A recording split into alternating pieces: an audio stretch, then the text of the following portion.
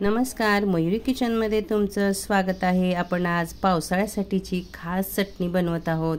अतिशय चवीला छान होते ही। त्यासाठी मी 2 चमचे शेंगदाणे भाजून घेतले आहेत, 2 चमचे खोबरं, 20-22 लसणाच्या पाकळ्या, 1 चमचा जिरं घेतला आहे। तिखट आपण आपल्या आवडीप्रमाणे घ्यायचं आहे आणि 1 चमचा तीळ आणि 1 चमचा जवस एकत्र भाजून घेतले आहेत। पांढरे तीळ घेतले आहेत 1 चमचा आणि 1 चमचा जवस, याला कोणी आळशी सुद्धा म्हणतात। तर हे सर्व साहित्य आपण आता एकत्र करून मस्त अशी चटणी वाटायची आहे। दगडी खलबत्त्यामध्ये वाटलेली चटणी चवीला खूप छान लागते, तुम्ही जरूर एकदा करून बघा।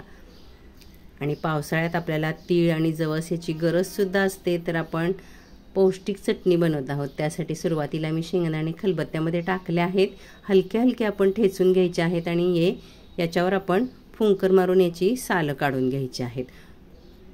तुम्ही सालासकट सुद्धा चटणी बनवू शकता, चवीला छानच लागते। ठेचलेल्या शेंगदाण्यामध्ये मी लसूण टाकून घेतला आहे। लसूण आणि शेंगदाणे असे जाडसर ठेचून घ्यायचे आहेत। त्यानंतर आपण त्यामध्ये जिरं टाकायचं आहे। कोणतीही चटणी तुम्ही खलबत्त्यामध्ये वाटली तर ती चवीला अतिशय टेस्टी लागते।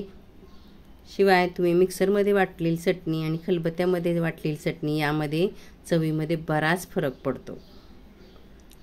जिरं आणि खोबरं सुद्धा टाकून आपण मिक्स करून ठेचून घ्यायचं आहे छान।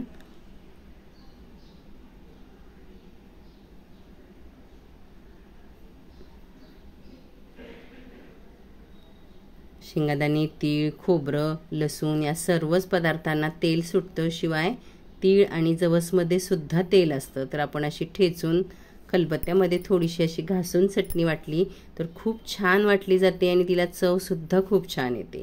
तीळ आणि जवस टाकल्यानंतर मी 1 मोठा चमचा भरून लाल तिखट टाकलेला आहे आणि चवीपुरतं मीठ टाकलेलं आहे। ही चटणी थोडीशी तिखटच ठेवायची, तरच चवीला खूप छान लागते।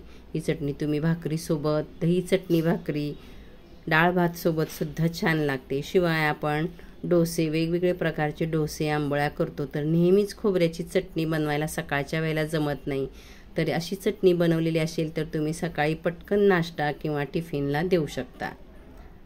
ही चटणी कोणत्याही डोस्यांबरोबर खूप छान लागते। मस्त अशी चटणी आपली तयार झालेली आहे, तिला तेल सुद्धा सुटलेलं आहे। सर्व जिन्नस आपण छान ठेचून घेतले आहेत। थोडीशी ही चटणी जाडसर ठेवायची, म्हणजे चवीला खूप छान लागते। तुम्ही जसं हिला वाटत जाल तसं या चटणीला तेल सुटत जातं। चटणी आपली छान तयार झालेली आहे।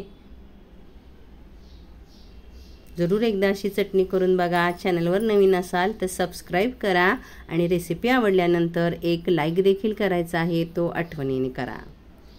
हा बारीक रव्याचा झटपट डोसा मी बनवलेला आहे, यासोबत खाण्यासाठी मी ही चटणी सर्व करते आहे।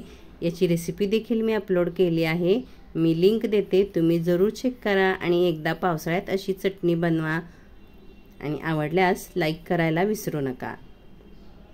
भेटू आपण पुन्हा अशाच एका रेसिपीसोबत। धन्यवाद।